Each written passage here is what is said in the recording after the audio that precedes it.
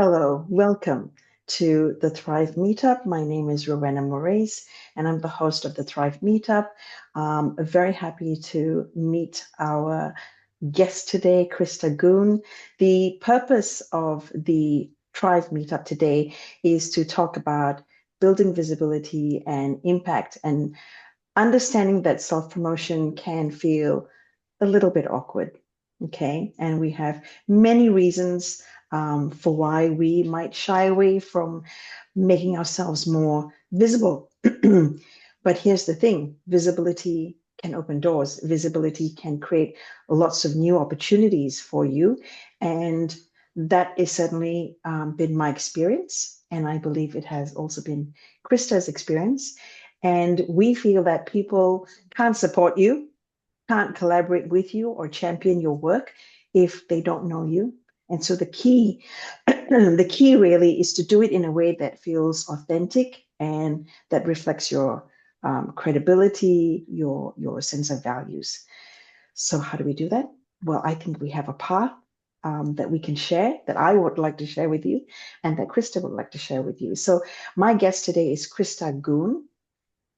Krista is the co-owner of Redbox Studio. It's a business that's based in Penang, Malaysia, and her business helps solopreneurs and business owners to get visible and credible online using their website. And they've also included business strategy, storytelling, and marketing workshops. Krista is also the host of Womenpreneur Asia. It's a podcast that she created in 2020 to amplify the voices of Asian women entrepreneurs across Asia. So, welcome, Krista. How are you doing today? Thank you, Rowena. I'm doing very well.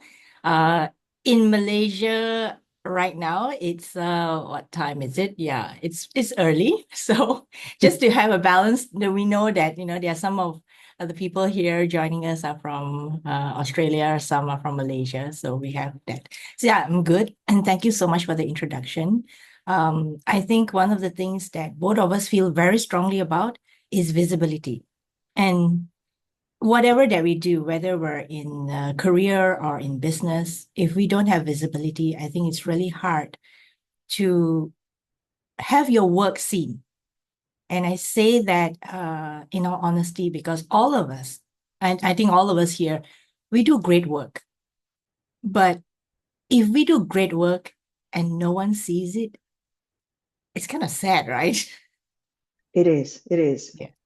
Well, let's dig right in. I do have quite a number of questions. I don't know how many we will get through, but we'll do our best. I want to start with what building visibility means to you. Okay. How have you found this journey in having an impactful profile and that presence? What does that look like for you? So I can backtrack to 2004 when I first joined the business that my husband started. And we started off as a web development business. And when I joined the business, I came with a corporate communications background. I came with a communications background. I had no idea about web development. And to me, that was something that I needed to learn very fast. But at the same time, I also needed to help market the business. So that is why I latched onto something that I knew how to do very well, which is to go out there and talk about our business, talk about the things that we were doing or helping business owners to do. And for me, the first part that I took was speaking. I put myself out there and I spoke at any event, any place that they needed me. So I really took that as the first step to gaining visibility, not only for myself, but for my business. So speaking has opened up. It's amazing. People kind of get awed when they hear that you're a speaker because it takes a lot. And I know for a lot of people, public speaking is still quite terrifying. People really hate it. So if there's something that I could do, I would just put myself on that stage and I would just go and talk about my business or what we offered. So you're saying when you started doing this, did you have any sense of awkwardness or it was just like No problems. Uh, well, I wouldn't say that I had like no problems. I did feel a sense of like, who am I to be talking about web development, right? I mean, for someone with a communications background, but because I had to go out there and speak, I had to learn up a little bit more of what it was all about and present a face where, like, to show that I knew the stuff that I was talking about. So that was a little bit of a like imposter syndrome, like, who am I to be talking about stuff that I'm not 100% sure, but at least I told myself I made the effort. I make the effort. And at some point in my speaking journey, I managed to insert a lot of communication strategies into what I was Okay. doing. Yeah, Yep. because part of web development was also about communication and marketing. So that was something that I really understood well. And I managed to insert those when I was giving my talks and webinars while promoting my business. That's very interesting. So this has got me thinking because you said, why am I doing this? And it's been also my experience. I too, I do training now a lot more than I used to, but that's also because earlier, much earlier, I just said not doing it. Absolutely not keen in being at the front of the room, sharing stuff. But then when I started to have ideas that I wanted to get out there. I needed to amplify those ideas. I wanted to advocate for certain things. That's when the act of that public speaking or delivering the message became less important because I had a bigger thing that I needed to achieve. And that's what I'm hearing here is that, you know, if you don't have a thing that you're trying to do or a message you're trying to get out, then the focus is on the vehicle or, the actions like public speaking or going out there. But it becomes less important in a way when you have a vision for what you're trying to do. You have things that you want to do, and in that business your goal was to support the business, take it forward, have more people understand that you were around, that you could help, right? And that made it easier for you, you feel? Yeah. How did you deal with any? There must have been days there was, awkwardness or like, really not feeling up to it today. How did you get around? Uh, how did you get around Procrastination. the? Procrastination. Well, Mm, it helped. Okay, so here's a little bit of a backstory to that story is that it helped that when I was in school, I was really an active debater. So that kind of made the journey a little bit easier. So standing up to speak was not something as terrifying for most people. So I knew I could do that. I knew I could stand up and speak. And I had a stint as a temporary teacher during my Form 6 days. So that oh, again kind I of think like, all of this definitely helped because yeah, what I find also is that you have to practice. You actually have to be in the moment doing these things. Like just the thinking of it or the intention is not enough. And because you had that practice, you had something that you could sort of latch onto, like, that previous experience, that sense of confidence that I know I can do it because I have done it. And you've done yeah, that with the public speaking. You had a different platform or a different way when you were doing training. So you had different experiences around that. I think that helps to give you the confidence to, you know, it's not just about knowing what is involved with doing a thing like public speaking, it's knowing that you yourself can do it because you've done it, right? Um, you talked about the imposter syndrome. So is that something that you've been dealing with for the last, I don't know how many years? Is it a dead issue? We need to cover off imposter I syndrome, okay. don't So we? I think for all of us, I mean, myself included, every time we start something new, we always have the imposter syndrome. It doesn't matter where we are in our life or journey or business. The moment you want to start something, you always feel that you're inadequate.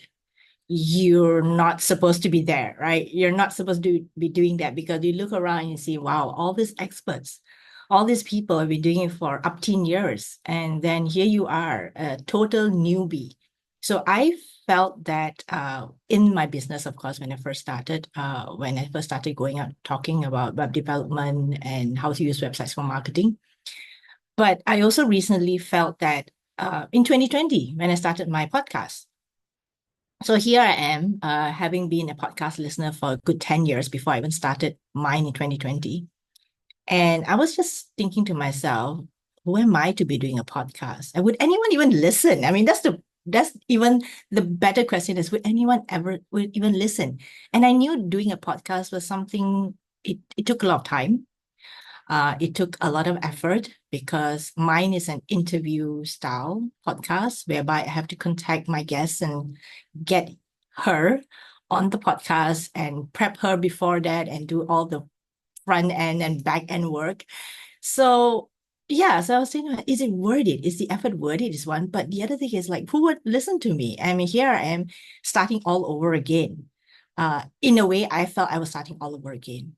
So for me, that was that imposter syndrome moment. You can call it that. But that itself was very good because every time we start anew as a student, or like coming in, as a student instead of as a Yeah. teacher, we learn a lot about ourselves. Go back to starting again. You said starting again with the Yeah. podcast, Yeah. as in from those early days of the public speaking you're doing for the business. Yeah. So you're not doing any of that anymore for the business? Or is that still Uh, continuing? I do, but I'm pretty selective now because speaking, as with anything, takes time. You have Yes. to prepare your slides, you have to know the audience, you have to get ready and all that. So these days I'm doing less of that because I have my podcast. So here's Yeah. the thing, right? Our platforms may change over time. And so right now, I believe that my platform is my podcast and I have greater control of that. And that allows me to say and do the things I want to do on my podcast. So in a way, And I that's also created my own fun. platform. Yeah, and Yes, it's you also created fun. your yes, you created your Yeah. own platform. You're doing the things that you love to do, and that's also what helps to keep it sustainable. Like if you were doing something that wasn't so aligned, it might not last for as long, right?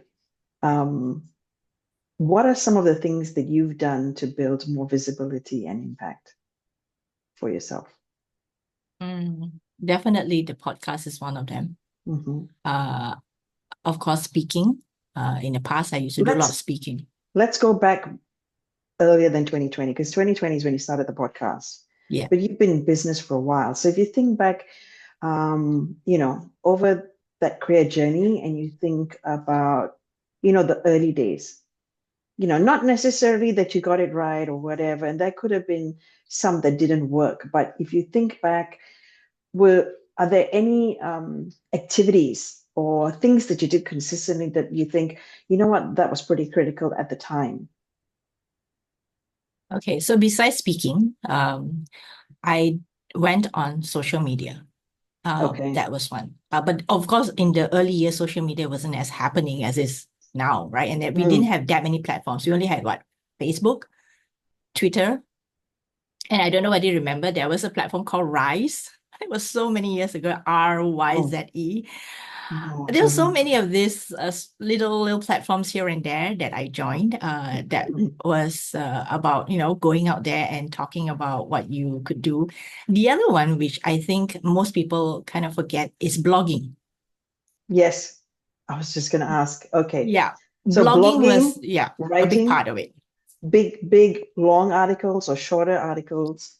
Well, I would say about 800 to 1,000 words. Okay. Yeah. So So a bit blogging was good. solid piece because, it's not too short, but it's not overly long. It's not like a 5-minute read. So blogging, and what would you blog on? I'll blog on the same topics that I spoke on, which is Okay. the how to leverage. Okay, so back then, let me just qualify this. Back then, a lot of people didn't even care about having a website because to them it was frivolous. Like, why would I need a website? Even back And you're then, talking social media. businesses? Are you talking businesses Yeah, or individuals? business, Businesses. Yeah. business, yeah. So they would not want to invest in a website. So a lot of time was trying to convince them or persuade them that the website was really important for their business. So a lot of the time, my blogging and my speaking were just showing them how a website could benefit their business, how they could garner more sales, or how they could showcase what they had, their expertise, their products through a website. Because back then, a website was most probably like an online brochure where people just listed what they Static, did. Yeah, static, not very nothing, right? interactive. Yeah. Yeah. So we came in with the perspective that a website should be like your best sales. It should be there 24/7 to sell you and your business. So that was our premise. So when I wrote articles or when I went out to speak, I would focus on these areas. Like, how Okay. can you leverage it? I was going to say, okay, so this is all very good for people who are running businesses, whether it's a small business, small to medium size, even single solopreneur, as they call it. What about corporate people? So, some of our guests might be, working in the corporate arena. Like, should they have a website? What should they do? Should they build any kind of profile or visibility, and how do they do that? Okay. So if you're working in corporate right now and you're thinking that should I have a website? Should I not? I guess if you're working in corporate, you don't necessarily need to have a website, but you need to have a credible place where people can find you and learn more about you. And I think that is where both of us believe very strongly in LinkedIn. Yes. LinkedIn as a credibility and visibility builder. That is something that is very important. Whether you're in a really good job right now and you have no plans of transitioning to another job or moving to another job, it's still very important. Right? I mean, Okay. Rowena, I see you laughing and smiling at this. I know that this is something that is your pet topic. I love this topic. So I, yes, I think I always advocate for and I push for people to have some sort of presence online. I think it's important, even if you're not a business owner and you've got, a corporate career. It's about thinking ahead. It's about thinking about the next job because, we're living at a time where, people are not staying in roles for 15 years, let alone 10. People are moving every 2, 3 years. So how do you support your career growth? Well, and that is through building your visibility, making sure that you are doing everything possible to kind of support yourself so that you're seen and you're understood for what the value that you bring. And social media is great. LinkedIn, I'm an early adopter, as I'm sure you are. LinkedIn has, however, changed quite a lot, and it may continue changing. So while I do see the value in being on a platform like LinkedIn, that's where having your own digital presence is really important, so that you're not. If anything should change in the time to come, and you go, you know what, it's not doing what I feel, it's not aligning with my values anymore, I want to jump off it, you could, because you still have your own presence. Now, I'm not necessarily saying that a person who works in the corporate sector needs to take the same approach as a business owner, but we have the gig economy nowadays. We have remote work. We have people exploring portfolio careers.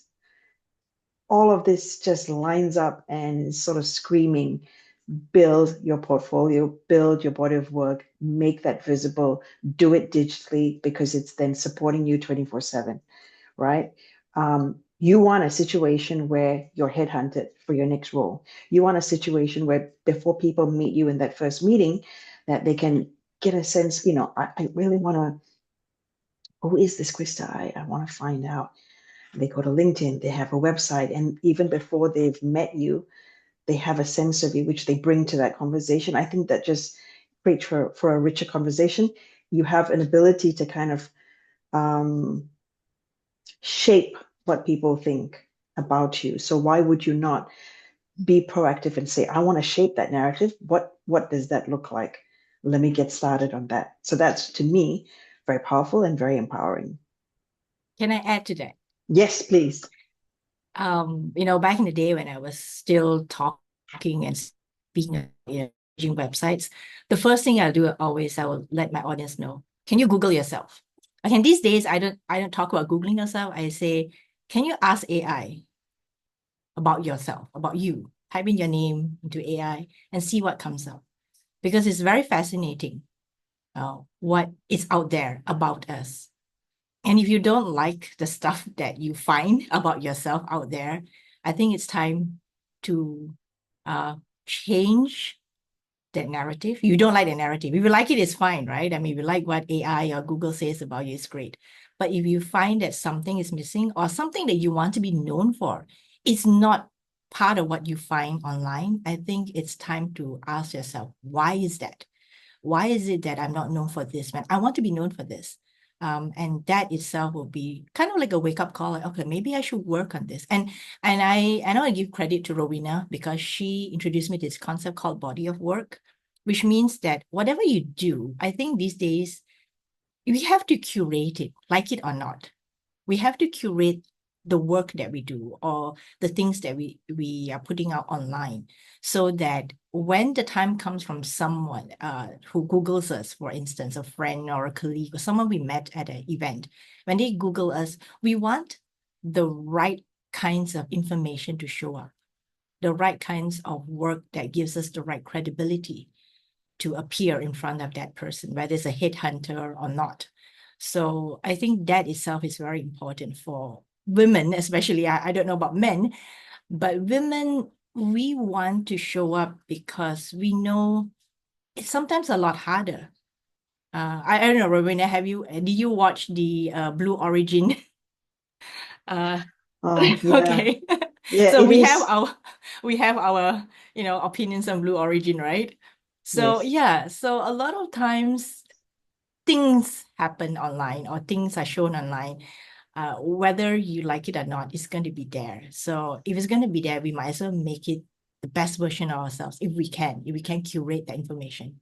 Yes.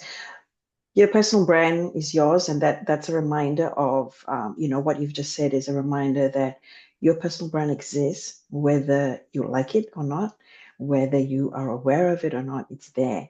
So, given that it's your personal brand, you want to do everything in your power to get a sense of what that is and to, you know, be in the driver's seat and shape that narrative.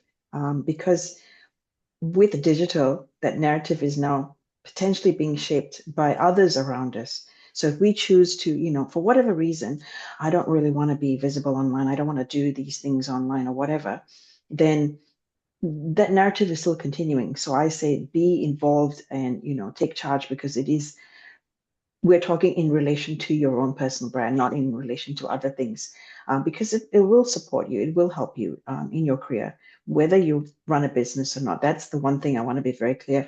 Sometimes, you do a session like this and you think it's all about business owners, but it's not. The whole idea around personal branding and taking charge of your own visibility helps you whatever you're doing. There's never really a situation of, is this too early? Like, I'm talking to people in high school who are kind of already thinking about this. Few people, but they're thinking about it. And I think that's so powerful. Like if I could go back at that point to think about, what I would do, but those opportunities were not there at that time. It was a different environment. And similarly with someone who may be quite senior, who hasn't, it's never too late. And to touch on the body of work, what I refer to as the body of work, it's really about making sure that whatever work you do, in your corporate life, but even beyond, we don't want to necessarily be boxed in. You might have a number of things that you care about, things that you're passionate about within the workplace, but even without outside of the workplace, within your community. We want those things to be really apparent to others. Why? Because you're passionate about those things and you care about those things. And so, how good when you meet someone that they know that that's the thing that you want to talk about, or that's the thing that you're pushing an agenda on. And that's what the body of work is supposed to do. It's tangible representation of your work, which could be, videos that you do, put out. It could be in terms of articles you write, social media posts. And I think we're a smaller group in the sense, people who are really keen to go out there and they take video, they, publish videos. We're recording this video, we're pumping out articles, we have a voice and we're using it. And I understand that not everybody necessarily feels the need, but I think that if you think about it in terms of how is this going to help me? How's this going to help my career? How's this going to maybe help me in my retirement? At some point, I want to get out of the corporate sector. I might want to embrace freelance, whatever, consulting. We don't wait until we arrive at that point to start thinking. So if we start thinking about that 10 to 15 years earlier, then we know there are certain things we can do to already support ourselves. But that's planning. That's thinking a little bit longer term. So let's get into I guess, the meat of it in terms of, okay, the people are buying into the idea, okay, fine, I need to do the things I need to do to build my visibility. What are some key things that you would say are a good starting point? Given that we don't want to overwhelm them, but if we had to focus on, say, 2 or 3 things, do you have some suggestions for where to start? Okay, so first, I think you have to decide what is it that you want to do. Do you want to write? Do you want to speak, as in going out there to speak or speaking on video? Or what kind of what feels good to you? I mean, sometimes this is the thing, right? When people talk about going out there and talking about your work, a lot of people feel uncomfortable because they're doing something that they don't like to do. So if you don't like speaking, there could be other ways. You could write. So it's not always about speaking or being on video. And if you don't like video, there's audio, right? So this is what I'm doing, which is podcasting, which is audio. So you take your pick, right? So what feels most comfortable to you? You have to really align with that first. And then after that, decide what you're going to talk about. So you probably have a couple of things you want to talk about, but put them into what I call big core topics. So for me, my core topic is entrepreneurship and communications. So these are the big topics that I like to talk about. But of course, underneath these topics, there are so many subtopics. And under entrepreneurship, I could talk about, solopreneurs, starting a consulting business, all these little things. Under communications, I could talk about how do you write better so that you could attract your target client. So these are the things that I think will be very important. So the first is decide what you want to do, and two, decide your topics. And then after that, you can start asking yourself, so which platform? Where do you want to show up? It could be LinkedIn. It could be Substack, if some people like to write. It could be, Facebook, I'm not too sure on that now. Back in the day, Facebook was really happening. Now the algorithm is making it a lot trickier to be seen. So unless you really push for it, of course, Instagram and Threads, and there's so many places you could show up at. So you have to decide where you want to show up. And of course, a lot of people say, I can't be everywhere, all at once. Just pick one. You don't have to do like 5 different platforms at one go. Just pick one first and test it out for the next 30 days and see how that feels for you. If you like LinkedIn, go ahead and do it on LinkedIn. So one of the things that I like to do is to have what I call a story vault, which means that when I have my core topics in place, I would think of what are the different stories or different things that I can talk about within that. And I really batch create my content. So you can create a lot of content. When you feel the muse is there, create all the content that you want, put it in your story vault, or I call it story bank or story vault. And when you're ready, schedule them up. I think to me, that is my way of doing it, so that it doesn't feel like it's so stressful for me to show up every single day on LinkedIn, even though I do log in to LinkedIn every single day just to check and, comment on my friends' posts. But yeah, generally, that's how I would do it. Okay, thank you for sharing. I think you've raised some really good points. Naturally, I'm thinking because we're on very different journeys. I mean, similar journeys, but meaning from the people who might be listening to us. And one of the things I'm thinking about is they're going, oh my God, this just sounds like a lot. And I don't know that I have the capacity. I don't know that I want to do it. And the thing that I want to highlight is that do it the to your comfort level, meaning that it's for you to do, and how it needs to look is very much dependent on what you're comfortable with, in the sense of, I just want to maybe post once a month. If that is the case and you can manage that and you're happy with that, then do that. Just do it once a month. So there's no necessity to think about that you need to pump out content every day, that you need to be on every channel, that I think we all need to fit it into our lives. We all have very busy lives. We're doing a lot of stuff, and we just need to, the important thing here, I guess, is consistency, right? Showing up consistently is very important, rather than, producing fantastic work that may take you months to create, and then you go silent for half a year while you produce your next masterpiece. I think, in terms of whether that will support you, I'm thinking that that would be a lot harder to kind of maintain that, and also for the visibility aspect.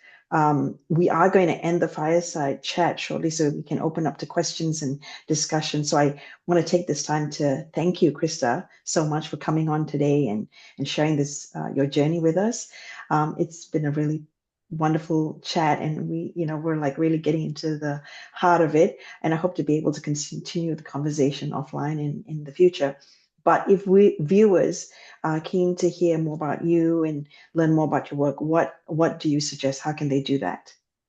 Okay, so first, I can't talk about websites without getting people back to my website, right? So go to redboxstudio.com. That's one. Two is that you can find me on LinkedIn. Just go to LinkedIn. I'm there, Krista Goon. Or third is if you just want to Google me and find me on whatever platforms I'm on, just Google my name and a lot of stuff will pop up. So have fun exploring. All right. Thanks for joining us on the Thrive Meetup today, Krista. My pleasure.